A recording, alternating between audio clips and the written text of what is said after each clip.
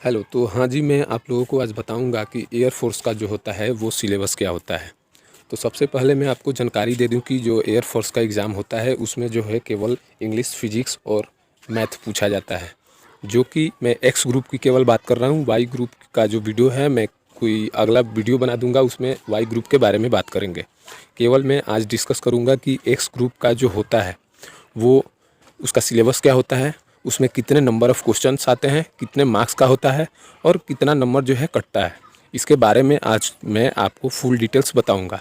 तो चलिए आज का वीडियो शुरू करते हैं।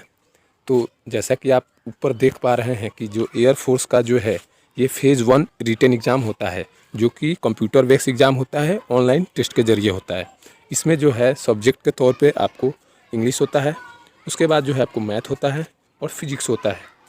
जिसमें कि नंबर ऑफ़ क्वेश्चंस की बात की जाए तो इंग्लिश में केवल आपको 20 क्वेश्चन देखने को मिलेगा, जो कि 20 मार्क का होता है।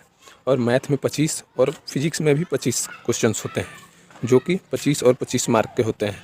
टोटल जो है आपको 70 मार्क का क्वेश्चन होता है, जो कि 70 नंबर के होते हैं। और आपको इसके लिए टाइम दिया जाता है मैक्सिमम 1 घंटा। हाँ जी, 60 मिनट आपको दिया जाता है।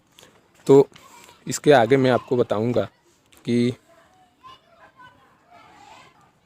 अब मैं आपसे बात कर रहा हूँ फिजिक्स का जो होता है सिलेबस, उसके बारे में। तो फिजिक्स में केवल 11th और 12th के जो चैप्टर होते हैं उन्हीं के ज़रिए पूछा जाता है। और बहुत सारे जो टॉपिक होते हैं चैप्टर्स में, जो कि हम 11th और 12th में पढ़े हैं, उसमें से बहुत सारे टॉपिक्स जो हैं कट जाते हैं। क्योंकि डिफेंस एग्ज़ाम में पूरी जितने भी टॉपिक पढ़ाए जाते हैं 11th और 12th में, आपको जो है नॉलेज के लिए पढ़ाया जाता है। बट यहाँ पर जो है एग्ज़ाम पर्पस के ज़रिए आपको बहुत सारे टॉपिक जो हैं कट जाते हैं। तो मैं आपको चैप्टर वाइज बता दे रहा हूँ कि एक्स ग्रुप में जो है कितने क्वेश्चन और कौन कौन सा चैप्टर पूछे जाते हैं।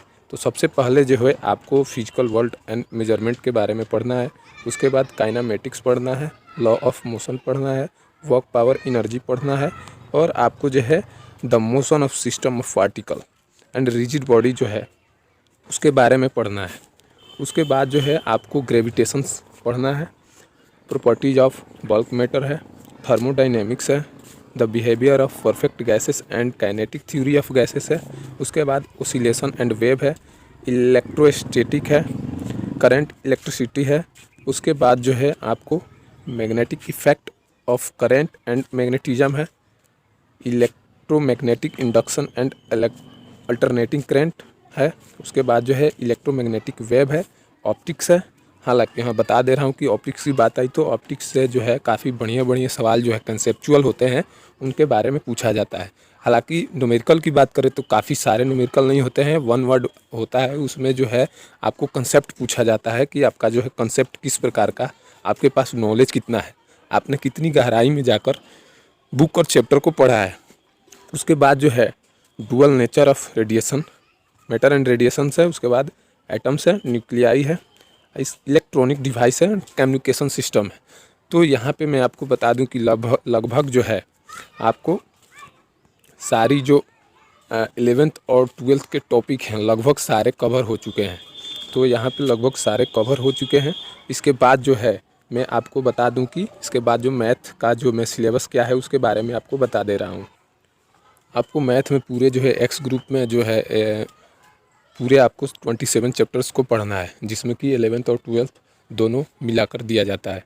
तो मैं आपको बता दूं कि जो आप स्क्रीन पर देख पा रहे हैं 27 चैप्टर को, उसमें जो सबसे पहले सेट रिलेशन एंड फंक्शंस है, उसके बाद trigonometric function, inverse trigonometric function, complex number, उसके बाद जो है linear inequality, mathematical induction, permutation, combination, binomial theorem, sequence and series, उसके बाद Cartesian system of rectangular coordinates, straight lines है, उसके बाद सर्कल है, इट्स फैमिली सर्कल है, कॉनिक सेक्शन है, 3 डायमेंशनल ज्योमेट्री है, मैट्रिक्स डिटर्मिनेंट है, लिमिट एंड कंटिन्यूटी है, डिफ्रेंसिएशन है, एप्लीकेशन ऑफ डेरिवेटिव्स है, उसके बाद इंटीग्रेशन है, उसके बाद डिफिनिट इंटीग्रेशन है और एप्लीकेशन ऑफ इंटीग्रेशन है, डिफरेंशियल इक्वेशन है, मैथमेटिकल रीजनिंग है, लीनियर प्रोग्रामिंग है, वेक्टर है, प्रोबेबिलिटी है और स्टैटिक है। तो मैथ के जो होते हैं सवाल जो आते हैं एयरफोर्स में, आपको काफ़ी बड़े और भारी सवाल को नहीं दिया जाता है। इसमें भी जो है कंसेप्चुअल सवाल दिया जाता है ताकि आप 1 मिनट के अंदर जो है उसको कर सकें। तो यहाँ पर जो उस एग्ज़ाम में जो एयरफोर्स का होता है उसमें आपको आपका जो माइंड टेस्ट है उसको देखा जाता है, आपके नॉलेज को नहीं देखा जाता। आप अगर घर पर उसी प्रश्नों को याद कर आते हैं तो आपसे 2-3-4 मिनट लगेगा, आपसे बन जाएगा, बट आपको उसको बनाना है 1 मिनट में। तो आपको सबसे पहले ज़रूरी है कि आप प्रैक्टिस, जितना ज़्यादा प्रैक्टिस हो सके उतना ज़्यादा प्रैक्टिस करिए घर पे। उसके बाद मैं जो है बता दे रहा हूँ कि अब जो है इंग्लिश का सिलेबस क्या है। तो इंग्लिश का सिलेबस की ओर चलते हैं। आपको बता दें कि जो इंग्लिश का सिलेबस जो होता है एक्स और वाई के लिए, दोनों के लिए सेम होता है। तो जो सबसे पहले आपको पढ़ना है इंग्लिश में एयरफोर्स एक्स और वाई दोनों ग्रुप के लिए, हालांकि जो एयरफोर्स एक्स और वाई का फॉर्म दोनों एक ही साथ भरते हैं, वो उनका इंग्लिश का पेपर जो होता है वो दोनों को एक ही साथ देना होता है। 20 क्वेश्चंस जो इंग्लिश के आते हैं वो सेम रहते हैं, आप एक्स का हो या वाई के हो। आपको इंग्लिश के जो नॉलेज लेना है, इंग्लिश के जितने भी सारे चैप्टर पढ़ने हैं सेम पढ़ने होते हैं।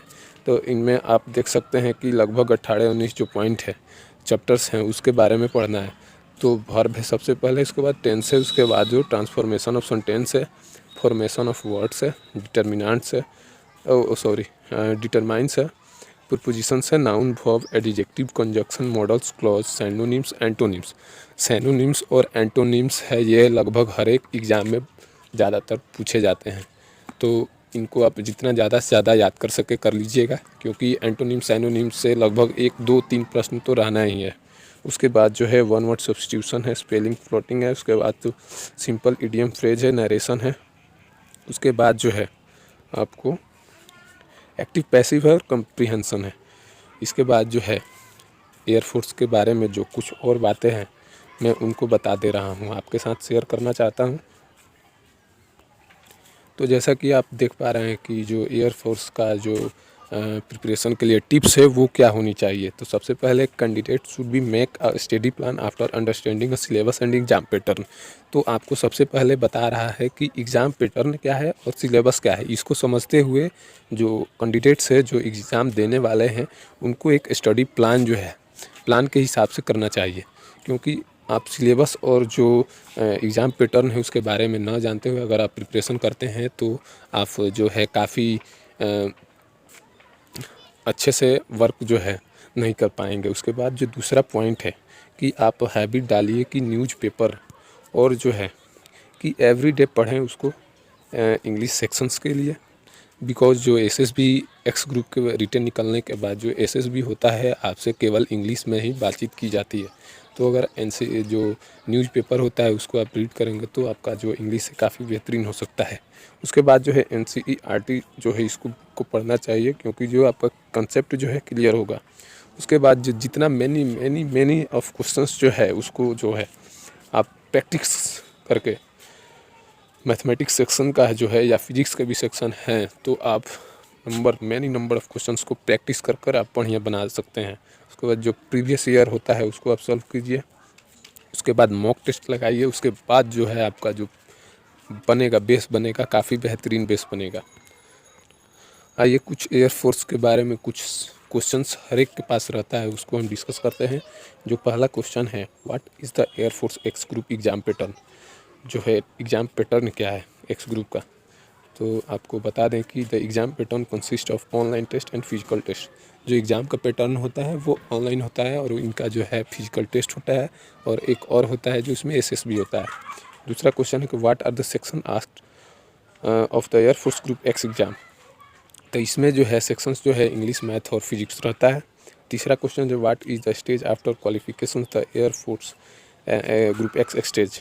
तो आपको जो है ऑनलाइन एग्ज़ाम होता है और फिजिकल टेस्ट होता है। तो बस यही था एयरफोर्स एक्स ग्रुप के बारे में नॉलेज आपको देना था। इसके बाद जो वाई ग्रुप के लिए जो है उसमें क्या क्या पूछता है, उसका सिलेबस क्या है, मैं अगले वीडियो में आपको बता दूंगा। चलिए, जय हिंद जय भारत। और चैनल को सब्सक्राइब कर लीजिएगा, शेयर कर दीजिएगा, ताकि आपके जैसे जितने भी स्टूडेंट हैं पहले वो सिलेबस को समझे, उसके बाद जो है अपना तैयारी को शुरू करें। जय हिंद जय भारत।